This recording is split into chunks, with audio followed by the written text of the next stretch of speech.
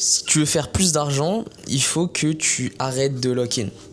Ouais, ça peut paraître totalement contre-intuitif, mais je vais vous expliquer le raisonnement, le schéma de pensée, et vous allez comprendre qu'en réalité, c'est totalement logique. On vit actuellement dans une culture du hustle, du grind, où on te promouvoit le no pain, no gain.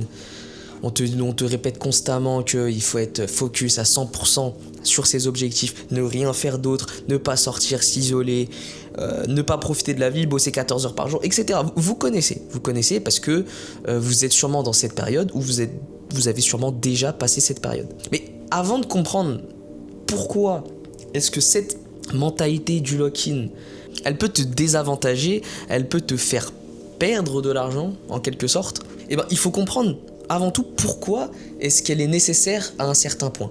Parce que le lock-in, cette période où justement tu es focus, tu es omnibulé par ton business, tu n'as que ça en tête du matin jusqu'au soir, tu travailles 14 heures par jour sur ton projet, eh ben elle est obligatoire si tu veux réussir, peu importe le domaine. Ça s'applique, là on parle d'entrepreneuriat, mais ça s'applique littéralement à tous les domaines. Si tu veux être sportif, si tu veux être, le meilleur cuisinier, etc. Peu importe le domaine, si tu as de grandes ambitions, il faut passer par cette phase. Pourquoi est-ce qu'il faut passer par cette phase ? Parce que l'un des facteurs d'apprentissage numéro 1, c'est le volume. Volume plus remise en question. Alors, comment avoir plus de volume que toute sa concurrence, que tous les mecs qui commencent comme toi au jour zéro ? Bah, il faut bosser plus qu'eux. Au début, quand tu connais rien, t'as pas les forces de... T'as pas en fait la logique, tu sais pas comment optimiser. En fait, tu connais littéralement même pas le domaine. Tu viens juste de tomber dedans, tu sais pas vraiment comment faire pour optimiser, quoi. Tu t'en fous d'optimiser, il faut juste que t'apprennes. Et cette grosse phase d'apprentissage, elle passe surtout par le lock-in. Bosser 14 heures par jour, répéter en boucle. Par exemple, moi, quand je faisais des vidéos YouTube, avant que ça fonctionne, j'enchaînais, volume, tout le temps. Je faisais que ça, du matin au soir. Je faisais rien d'autre. Rien d'autre. Donc, cette période, elle est nécessaire parce qu'elle te permettra de te confronter le plus de fois possible au marché. Et tout le monde sait qu'une confrontation au marché égale soit un succès, soit une leçon. Et même dans le succès, tu as une leçon à apprendre. Tu sais, il faut comprendre pourquoi est-ce que tu as réussi, pourquoi est-ce que ça a fonctionné. Est-ce que t'as reproduit un système qui fonctionnait déjà, il a bien marché. Est-ce que tu as compris quelque chose de la mécanique, de la psychologie humaine ? Est-ce que, t'as mis le bon CTA au bon endroit, le bon bouton sur ton shop e-com, n'importe quoi. Mais tout ça, c'est des leçons. Et si tu veux acquérir un maximum de connaissances, il faut justement se confronter le plus de fois possible au marché. Et pour ça, le lock-in est nécessaire. Il est obligatoire. Tu es obligé de passer par cette phase. Ensuite, tu peux commencer à déléguer. Tu peux pas déléguer une tâche que tu n'as jamais exécutée toi-même. À moins d'avoir la zone de génie dans la délégation et pouvoir observer, visualiser sans même avoir fait les tâches. Mais honnêtement, c'est une très très petite minorité de personnes.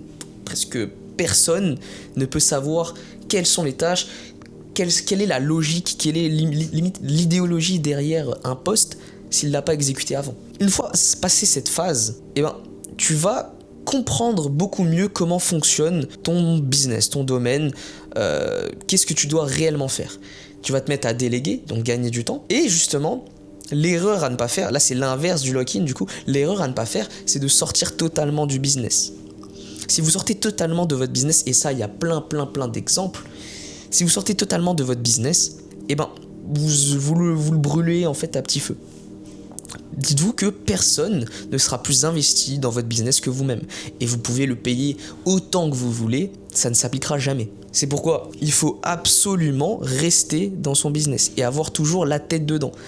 Et maintenant, vous allez comprendre pourquoi en fait, je vous parlais d'arrêter de lock-in. Pourquoi j'expliquais ça en fait. C'est que, à un moment, vous allez plus avoir trop de tâches d'exécution. plus vous avancez dans la carrière entrepreneuriale, plus l'exécutif sera délaissé. Parce que justement, vous l'avez délégué. Vous, ce que vous auriez besoin de faire, c'est avoir la vision.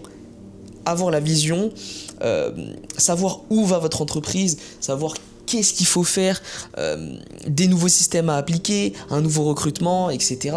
Bref, vous allez plus travailler avec votre cerveau et votre poste de leader, de fondateur, que en faisant des tâches. Et justement, pour exécuter ces nouvelles tâches qui n'en sont plus réellement, qui sont juste de l'ordre du management ou de la vision, il faut avoir l'esprit totalement clair. Et pour avoir l'esprit totalement clair, tu ne peux pas continuer à faire des activités qui te brouillent l'esprit. Il faut savoir se renouveler dans la tête, il faut que ton esprit soit le plus clair possible pour que quand tu te mettes devant ton Mac, quand tu passes tes calls avec ta team, ou alors que tu vas lancer des nouvelles ads, une nouvelle campagne, que tu réfléchis à un nouveau truc à mettre en place, il faut que tu sois focus au maximum, que tu sois à 100% dans la vision de ton entreprise. C'est pourquoi le fait de, aller marcher, aller parler avec des proches, faire des activités totalement amusantes, des trucs, vous allez au parc d'attractions, vous allez dans une nouvelle ville et vous explorez la ville. Bref, faites des trucs qui aèrent votre esprit, ça va vous faire gagner de l'argent. Pour ça, il faut gagner du temps. Tu peux pas te permettre de chill alors que ton business il a besoin de toi, il a besoin que tu fasses encore de l'exécutif parce que t'es pas arrivé à ce stade, t'es pas encore arrivé au stade où seule ta vision compte. Il faut encore que tu fasses des activités de con, il faut que tu fasses du montage, il faut que tu continues de tourner toi-même tes ads ou quoi.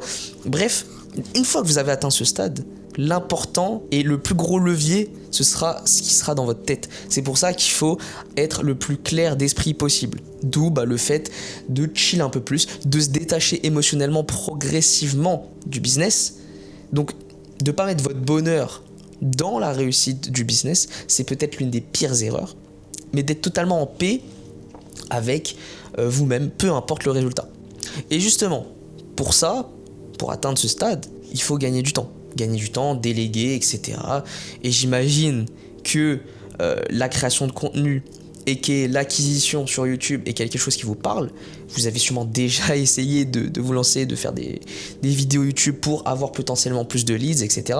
Mais vous étiez toujours bloqué à 200 vues. Et honnêtement, vous n'avez pas réussi à susciter la personal brand dont vous rêviez tant et ça ne vous a pas apporté les bénéfices que vous attendiez. Justement, c'est mon business ça, c'est mon business. Ça veut dire que j'interviens sur ta chaîne, on brainstorm ensemble, on parle ensemble pendant plusieurs heures nécessaires, histoire que nous, on comprenne qui tu es vraiment, on comprenne quels sont tes objectifs, quel est ton business, qu'est-ce que tu veux instaurer, même apprendre ta personne. En fait, il faut qu'on comprenne comment est-ce que tu agis dans le quotidien, quelle est ta personnalité. Et bien justement, après tout ça, on arrive sur ta chaîne, on fait littéralement toutes tes vidéos à ta place. Toi, tu auras juste besoin d'incarner ton propre personnage, d'être toi-même. Et à partir de ça, tu as des vidéos qui sortent, des vidéos qui rapportent des leads, des vidéos qui te construisent une image durable, des vidéos qui te donnent de la proof et de la confiance, chose que Instagram, TikTok ne fait pas aussi bien. Et bref, si t'es chaud, book un call.